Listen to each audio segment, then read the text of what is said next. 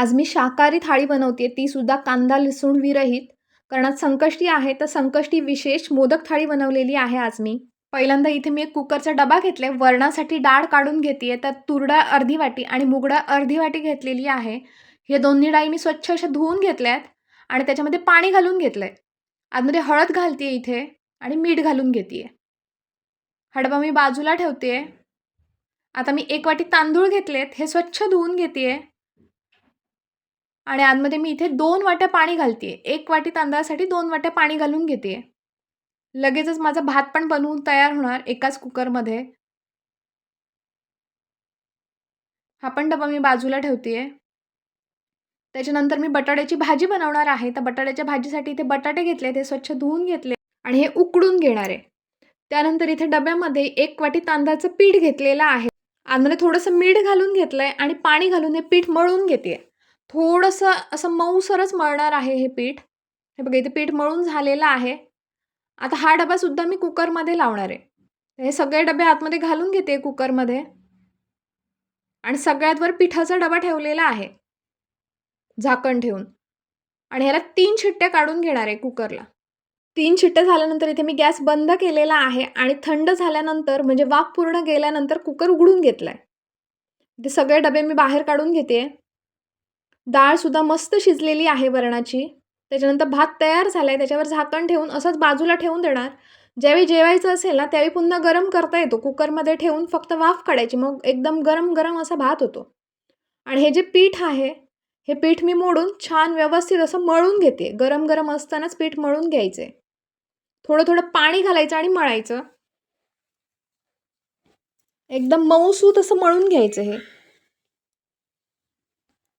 मळून झाल्यानंतर ह्याला तेल लावून घेते.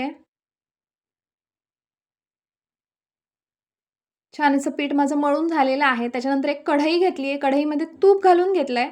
तुपामध्ये 2 वाट्या खोबरं घातलंय कातलेलं. इथे मी 1 वाटी गूळ वापरलाय आणि थोडंसं चवीप्रमाणे इथे मीठ घातलंय आणि बारीक गॅसवर व्यवस्थित असं परतून परतून मी गूळ खोबरं बनवून घेतलंय. आतमध्ये वेलची पावडर घातलेली आहे आणि इथे गूळ खोबरं सुद्धा माझं बनवून तयार झालेलं आहे. आता मी मोदक बनवायला घेतेय. इथे एक गोळा घेतलेला आहे पिठाचा. तांदळाचं पीठ घेतलंय लावायला त्याला आणि अशा पद्धतीने पातं हे बनवून आतमध्ये खोबरं भरून घेणार आहे. आणि इथे मोदक पण मी बनवून तयार केलेला आहे. अशा पद्धतीने मी सगळे मोदक बनवून घेते. आता मी मोदक उकडत ठेवणार आहे. तर त्याच्यासाठी पहिल्यांदा ट्रेमध्ये हळदीची पानं घेतलेली आहेत. ही जी हळदीची पानं आहेत ना ही थोडीशी सुकत आलेली आहे आता हळद. आणि मोदक जे बनवलेले आहेत ना ते जरा पाण्यामध्ये बुडवून घेतलेत म्हणजे ते फुटणार नाहीत नंतर. वर केशरची एक एक काडी लावलेली आहे आणि हे उकडून घेते. इथे मी मोदक पात्रामध्ये पाणी घातलेलं आहे आणि वर हे भांडं ठेवते मोदकाचं. झाकण ठेवून छान अशी वाफ काढून घ्यायची आहे. कमीत कमी 10 ते 15 मिनिटं लागतात मोदक चांगले शिजायला. वरशी छान चकाकी आली पाहिजे. मग समजायचं की आपले मोदक बनवून तयार झालेले आहेत. आता मी वरण बनवते त्याच्यासाठी आता पहिल्यांदा वाटप बनवून घेते. ते खोबरं घेतलंय मिक्सरच्या भांड्यात आणि त्याच्यामध्ये जिरं घातलेलं आहे. हे वाटून घेणार आहे बारीक. त्याच्यानंतर एका भांड्यामध्ये तूप घालून घेतलंय. तुपावर थोडी जिरं घालायचं म्हणजे जिऱ्याची फोडणी घातलेली आहे. आणि त्याच्यावर शिजलेली जी वरणाची डाळ आहे ती सगळी घालून घेतलेली आहे इथे. आणि वर हे वाटण ओतून घेतेय. व्यवस्थित असं मिक्स करून घेतेय. हवं असल्यास थोडं पाणी घालायचं आतमध्ये. आणि इथे चवीप्रमाणे मीठ घालून घेतलेलं आहे. आणि छान अशी उकळी काढून घेतेय इथे वरणाला. इथे माझं वरण बनवून तयार झालेलं आहे. आता मी बटाट्याची भाजी बनवते. तर पहिल्यांदा बटाटे सोलून घेतलेत. आता हे चिरून घेतेय. अशा पद्धतीने इथे तुकडे करून घेतेय बटाट्याचे मी. इथे सगळे बटाटे चिरून झालेले आहेत. आता वाटण बनवतेय. तर इथे मिक्सरच्या भांड्यामध्ये मिरच्या घातलेल्या आहेत आणि आलं घातलंय. हे पाणी न घालता जरासं जाडसरच असं मी वाटून घेतेय. आता इथे पॅनमध्ये मी तेल घेतलेलं आहे. तेल छान गरम झालं की वर मोहरी घालतेय. आतमध्ये जिरं घातलेलं आहे आणि हिंग घातलाय. छान अशी फोडणी झाली की वर कढीपत्ता घातलेला आहे आणि हे जे वाटण बनवलंय हे मी घालून घेतेय. तेलावर छान असं परतून घेते इथे. थोडीशी हळद घातलेली आहे. ही पण परतून घेते आणि वर बटाट्याच्या सगळ्या फोडी चिरलेल्या आहेत त्या घालून घेते. व्यवस्थित असा मसाला ना मिक्स करून लावते बटाट्यांना. चवीप्रमाणे मीठ घालून घेते इथे आणि हे सगळं मिक्स करून एक झाकण ठेवून वाफ काढून घेणार आहे. इथे मी एक वाफ काढून घेतलेली आहे. आता व्यवस्थित अशी भाजी पहिल्यांदा मिक्स करून घेते आणि त्याच्यावर इथे मी कोथिंबीर घालतीये. वर खोबरं घातलेलं आहे. खोबरं खराब होऊ नये म्हणून पुन्हा एकदा एक वाफ काढून घेते इथे.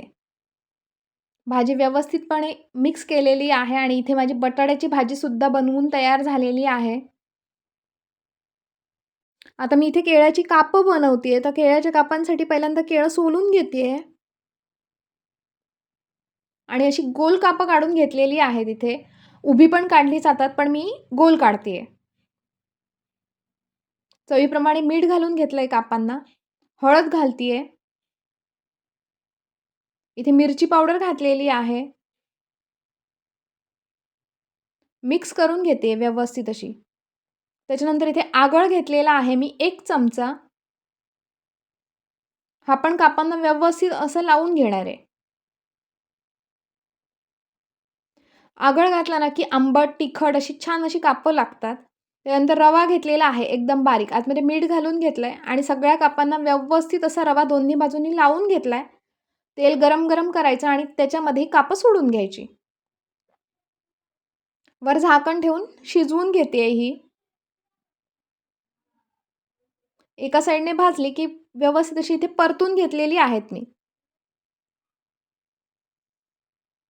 अशाच पद्धतीने दोन्ही बाजूने व्यवस्थित अशी कापं भाजून घेतली आहेत.